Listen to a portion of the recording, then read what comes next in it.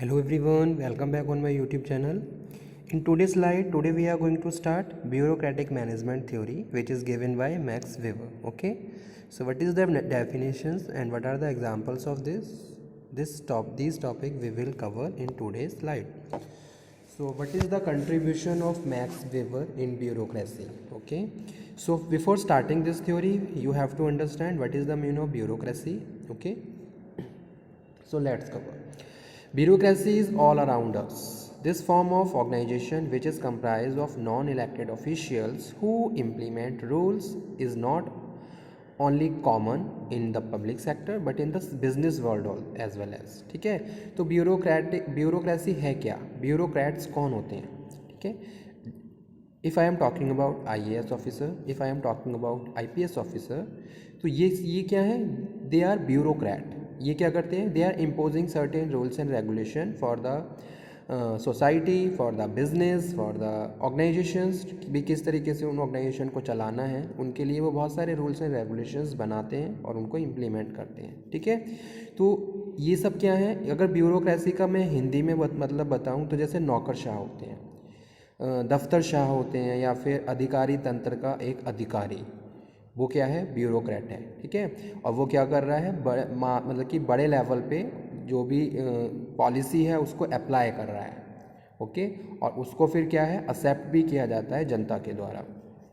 So that's why I am saying this form of organisation, यानी कि bureaucracies are all around us. This form of organisation which is comprise of non elected officials who implement rules. ठीक है, यहाँ पे मैं बात कर रहा हूँ रूल्स की. Implement rule not only for common public sector as well as I am talking about the private business world also. Example of bureaucracies in the public sector include social security administration. ठीक है, जैसे कि you are doing something related to the society, political aspects also, as well as the educations for the public. ठीक है, environmental protection agency and public universities, उनके लिए आप कुछ ऐसा रूल बनाया that must be implemented in that areas. तो वो जो भी आपने रूल बनाया है वो उन एरिया में इम्प्लीमेंट हो रहा है. ठीक है, so this is bureaucracy. In the private sector most large business firm have a bureaucratic organisations. Example of private sector which firm with a bureaucratic structure include IBM, GM, Union Pacific Railroad. ठीक है, knowing how bureaucratic management work can lead to better understanding of how management agencies and large business firm operates. It can assist you in interacting with the complex organization, whether it be seeking social security benefits or working for large corporations. ठीक है, तो यहाँ पे मैं बात कर रहा हूँ जैसे प्राइवेट सेक्टर्स हैं, बहुत सारी प्राइवेट ऑर्गेनाइजेशंस रन कर रही हैं. ठीक है, उनमें बहुत सारी ऑर्गेनाइजेशन ब्यूरोक्रेटिक भी होती हैं. तो जो रूल्स एंड रेगुलेशंस बनाए गए and that must be implement in that organisations. ठीक है, और वो जो रूल्स हैं वो उन ऑर्गेनाइजेशंस में इम्प्लीमेंट किए जा रहे हैं. ओके,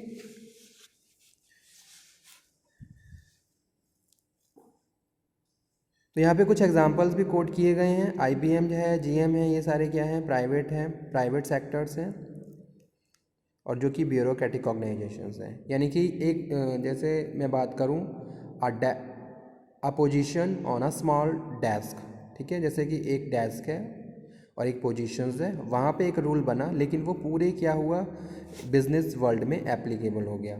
ठीक है, तो इस तरीके से हम इसको रिप्रेजेंट कर सकते हैं, अंडरस्टैंड कर सकते हैं.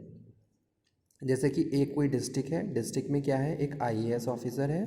वो IAS ऑफिसर क्या कर रहा है, उसने क्या किया, कोई नया रूल बनाया और उसने पूरी डिस्ट्रिक्ट में अप्लाई कर दिया. ठीक है, और उसको फिर क्या करा जा रहा है, अप्लाई भी, इम्प्लीमेंट भी किया जा रहा है पूरे डिस्ट्रिक्ट में. Okay, so now today again I am moving on management theory. ठीक है, अब ब्यूरोक्रेटिक मैनेजमेंट थ्योरी क्या है, तो स्टार्ट करते हैं. तो सबसे पहले Max Weber contributed the theory of bureaucracy to the management thought. ठीक है, तो जो ब्यूरोक्रेसी थ्योरी है मैक्स वेबर ने दी. He use the word bureaucracy to the specific kind of administrative organisations. तो यहाँ पे मैं किसकी बात कर रहा हूँ, एडमिनिस्ट्रेटिव ऑर्गेनाइजेशंस की. हुज करेक्टरिस्टिक्स आर, जैसे कि रैशनल लीगल अथॉरिटी है, ट्रेडिशनल अथॉरिटी चली आ रही है, कैरिस्मेटिक अथॉरिटी चली आ रही है. Charismatic authority related to the obedience is based on followers believe that a person has some special power and appeal. ठीक है, कि जैसे कि आईएएस कोई अप्लाई कर रहा है कोई रूल, तो उसके पास पावर है और उसको फिर क्या है पूरे डिस्ट्रिक्ट में फॉलो भी किया जा रहा है. ठीक है, तो ये किससे रिलेटेड है? Administrative organisation. It is a kind of specific administrative organisation. So, Weber theory of bureaucratic management also has two essential elements. First, entail structure of organization into hierarchy. ठीक है, तो जो ब्यूरोक्रेटिक ऑर्गेनाइजेशंस होती हैं उनका एक hierarchy structure होता है, लेवल्स होते हैं. Secondly, organisation and its member are govern by clearly defined rational legal decisions making rules. यानी कि जो रूल बनाए हैं उसके हिसाब से उनको लीड किया जा रहा है. तो ये दो इंपॉर्टेंट चीज़ें हैं कि भी ऑर्गेनाइजेशन का एक हायरार्की होनी चाहिए ऑर्गेनाइजेशन में, और प्लस जो रूल बनाए गए हैं उन्हीं रूल पे पूरी ऑर्गेनाइजेशन को रन करना है. ठीक है, each element help organisation to achieve its goals. An organizational hierarchy is the arrangement of organizations by level of authority in reference to the level of above and below it. For example, a vice president of marketing is below the company president at the same level as the company vice president of sales and above the supervisor of the company social media departments. Each level answer to the level above it. ठीक है, यानी कि जो lower level है वो अपर को क्या करेगा? रिपोर्ट करेगा, आंसर करेगा with the ultimate leader of the organisation at the top. Bureaucratic management theory developed by Max Weber contained two essential elements including structure and organization hierarchy having clear defined rules to help govern organization and its member. ठीक है, organisation का एक structure होना चाहिए, एक hierarchy होनी चाहिए, plus कुछ स्पेसिफिक रूल्स जिनके हिसाब से पूरी ऑर्गेनाइजेशन को रन करना है. वही रूल अप्लाई होंगे जो कि इम्प्लीमेंट किए गए हैं और उन्हीं के हिसाब से जितने भी मेंबर्स हैं वो परफॉर्म करेंगे. ठीक है, Max Weber 1864 to 1920 a German sociologist. ठीक है, तो यहाँ पे हम कुछ मैक्स वेबर के बारे में डिस्कस कर रहे हैं. मैक्स वेबर कौन थे? एक जर्मन सोशलोजिस्ट थे जिन्होंने describe a theory of operate an organisation in effective way. ठीक है, तो उन्होंने ये डिस्क्राइब किया कि ऑर्गेनाइजेशन को किस तरीके से हमें इफेक्टिव तरीके से रन करना चाहिए, which is known as bureaucratic management. ठीक है, जिसको हम ब्यूरोक्रेटिक मैनेजमेंट के नाम से स्टडी कर रहे हैं. Max Weber work was oftentimes interpreted as a caricature of the modern bureaucratic of their shortcomings. So, according to Max Weber, the bureaucratic management approach emphasized the necessities of organizations to operate in a rational way instead of following arbitrary whims और irrational emotions. ठीक है, तो यहाँ पे बात की गई है रैशनल मतलब रैशनल लीगल अथॉरिटी. तो here I am talking about obedience is out to legally establish positions. ठीक है, तो जैसे सपोज अब कोई एक ऑफिसर है, एक हायर ऑफिसर है, तो आप उसको ओबीडियंस यानी कि उसके जो इंस्ट्रक्शंस हैं उनको फॉलो कर रहे हो बिकॉज यू नो ही है she has such kind of powers authority, और वो एक टॉप पोजीशन पे प्लेस है, उसके पास पावर है, उसके पास अथॉरिटी है. तो जो भी वो इंस्ट्रक्शन दे रहा है that instructions must be follow by the other member of the organisations. ठीक है, तो इसी को हम रैशनल लीगल अथॉरिटी के नाम से डिस्कस कर रहे हैं. ठीक है, जैसे सपोज यहाँ पे हम बात कर रहे हैं हायरार्की ऑफ बिजनेस गवर्नमेंट. ठीक है, तो सब में हायरार्की होती है, तो वहाँ पे जो टॉप पोजीशंस होल्डर्स होते हैं उनके इंस्ट्रक्शंस जितने भी अदर लेवल्स होते हैं उनमें फॉलो किए जाते हैं. ठीक है,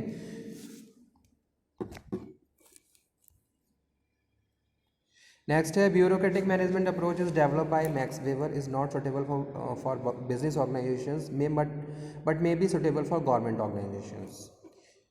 तो यहाँ पे हम बात कर रहे हैं max weber describe 6 principles of bureaucratic management. सबसे पहला है प्रॉपर डिवीज़न ऑफ लेबर. तो इन्होंने भी ये कहा कि भाई डिवीज़न ऑफ वर्क कर दीजिए. जो ब्यूरोक्रेटिक ऑर्गेनाइजेशंस होती हैं उनमें भी क्या होता है? Division of work. There is a high degree of division of work at both the operative and administrative levels. दोनों लेवल पे डिवीज़न ऑफ वर्क होना चाहिए.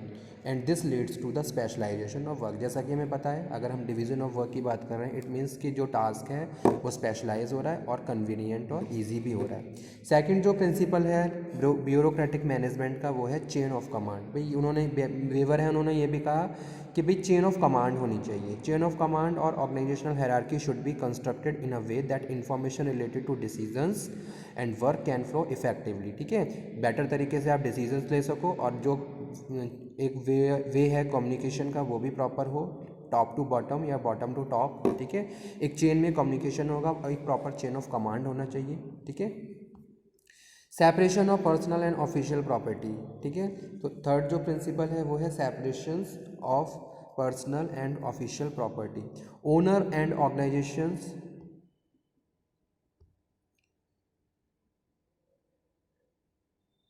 assets are separate, can to be treated as same of the owner of the organization. Application of consistent and complete rules। ठीक है, consistency होनी चाहिए और rules complete तरीके से फॉलो करने हैं। There should be proper rules and regulation in the organisation. Organisation में जो रूल्स एंड रेगुलेशन स्टैंडर्ड जो बनाए गए हैं उन्हीं पे काम किया जाएगा। These rules should be follow every step of the organisation. हर स्टेप को आपको फॉलो करना है और जितने भी रूल्स बनाए गए हैं उन्हीं पे ही काम करना है, बहुत स्ट्रिक्टली उन रूल्स को ही फॉलो करना है। And which are equally applicable to every member of organisation. Next जो प्रिंसिपल है वो है selection and promotion based qualification. जब भी हम वर्कर्स को हायर कर रहे हो तो आप उनको जो भी हायरिंग हो रही है उनका भी कुछ स्टैंडर्ड होना चाहिए। Selection and promotion of workers should be based on equalisation like skills, experience, age. It should not be influenced by the personal relation. कोई पर्सनल रिलेशन यहाँ पे वेरी नहीं करते हैं ब्यूरोक्रेटिक ऑर्गेनाइजेशंस में। There must be certain standard, उन standard पे ही आपको काम करना है। Training, job requirement and skills. There is a difference between the management and other part of the organisation. Training and improving skills of management is important. ठीक है, workers के जो स्किल्स उनको भी आपको पॉलिश करना है। नेक्स्ट है what are the main features. कौन कौन से मेन फीचर्स होते हैं। High degree of division of work होता है। सेकंड पॉइंट देखिए, high degree of division of labour. Specialisation हो जाता है। Well defined chain of command है, कौन किसके अंडर में काम कर रहा है, किसको किसे रिपोर्ट करना है। Top to bottom, bottom to top. Authority flow top to bottom and responsibility bottom to top. It follow principles of rationality. Rationality होनी चाहिए, ऑब्जेक्टिवली होनी चाहिए और कंसिस्टेंसी होनी चाहिए। ठीक है, the relationship among the member of organisation is formal and impersonal relations. Formal relation you have to follow. ठीक है, there is a no space of interpersonal relations if I am talking about bureaucratic organisation. ठीक है, तो जितनी भी bureaucratic organisations होती हैं इसमें पर्सनल रिलेशन का कोई स्पेस नहीं होता है। फॉर्मल रिलेशंस हमेशा एग्जिस्ट करते हैं। Rules and regulation well defined भी होनी चाहिए और वर्कर्स को उसी हिसाब से अपनी ड्यूटीज़ और रिस्पॉन्सिबिलिटीज़ को कंप्लीट करना है। These rules apply to everyone, और वो सारे रूल्स सबके लिए इक्वल होंगे और सबके लिए सेम होंगे। ऐसा नहीं है आपने उसमें भी डिस्क्रिमिनेशन कर दिया है। ठीक है, तो वेवर ने यही कहा, rules and regulations are well defined and equally treated. Selection and promotion are based on technical qualification. जब भी आप हायरिंग कर रहे हो तो उसको वो हायरिंग कुछ स्टैंडर्ड पे बेस होनी चाहिए जो कि टेक्निकल टर्म से रिलेटेड हो। ओनली ब्यूरोक्रेटिक और legal power is given importance. Okay, criticism, क्या क्रिटिसिज्म रहे इस थ्योरी के, मैक्स वेवर ने बताए फिर। ठीक है, bureaucratic management approach is Max Weber also has some fault lines. The emphasis only rules and regulation. तो इसमें क्या किया है, केवल रूल्स एंड रेगुलेशन पे ही ज़्यादा फोकस किया गया है कि भाई जो रूल बना दिए वही उसी पे काम करना है। ठीक है, तो एक तरीके से फ्लैक्सिबिलिटी थोड़ी यहाँ पे कम है। There will be unnecessary delay in decision making. तो कभी कभी क्या ये देखा गया कि भाई जो रूल्स बना दिए गए वही फॉलो किए जा रहे हैं तो काम बहुत ज़्यादा डिले होता है। ठीक है, अगर कोई बिजी है, suppose authority is busy in certain personal work और मे बी ऑन लीव और अदर फैक्टर्स, सो फिर क्या हो जाएगा, प्रोडक्टिविटी कम हो जाएगी, डिसीजन मेकिंग वहाँ पे क्या है, स्लो हो जाएगी। Bureaucratic organisation, coordination and communication hampered because of too much formality and rules. ठीक है, तो वहाँ पे क्या होगा, ये चीज़ें भी सफ़र करने लगेंगी। बहुत सारी फॉर्मेलिटीज़ है, पेपर वर्क बहुत ज़्यादा होता है, daily you have to maintain certain number of records, हमेशा आप पेपर्स में बिजी रहेंगे। Bureaucracy involve lot of paper work and has just too much level of authority because of it too much formality. Bureaucratic approach is not suitable for business organisation. क्योंकि आज के time में हम organisation को बहुत ज़्यादा innovative तरीके से रन करना चाह रहे हैं, लेकिन जो ब्यूरोक्रेटिक ऑर्गेनाइजेशंस होती हैं यहाँ हमें फॉर्मेलिटी बहुत करनी पड़ती है, ठीक है। तो इस हिसाब से ये सुटेबल नहीं है। Too much importance given to the technical qualification of employ for promotion and transfer, dedication और commitment employ are not consider, ठीक है। वर्कर कितने डेडिकेशन से काम कर रहा है, कमिटमेंट उसने की है उसके हिसाब से काम कर रहा है, तो टेक्निकल क्वालिफिकेशन पे ज़्यादा ध्यान दे रहे हैं। Limited scope for human resource, ठीक है। तो ये सारे इंपॉर्टेंट फॉल्ट्स रहे इस थ्योरी के। Okay, thank you very much for today slide and this topic is very important, so please listen and study very carefully. If you have any doubt then you can again discuss. Thank you.